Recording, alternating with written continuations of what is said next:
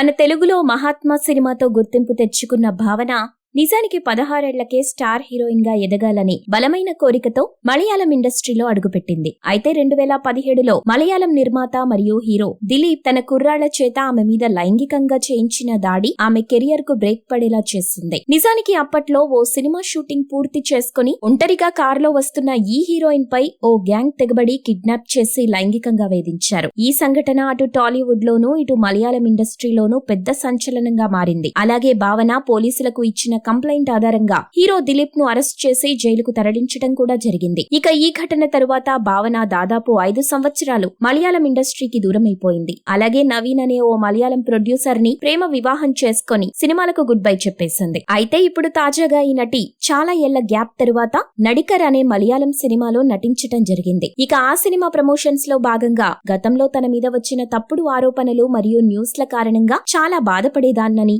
ఇక ఇప్పుడు స్ట్రాంగ్ గా మారానని భావన చెప్పుకొచ్చారు. మీరు ఇలాంటి ఇంట్రెస్టింగ్ న్యూస్ అప్డేట్స్ మరిన్ని తెలుసుకోవడానికి ఇప్పుడే మా ఛానల్ ని లైక్ చేయండి, ఫాలో చేయండి, సబ్స్క్రైబ్ చేయండి.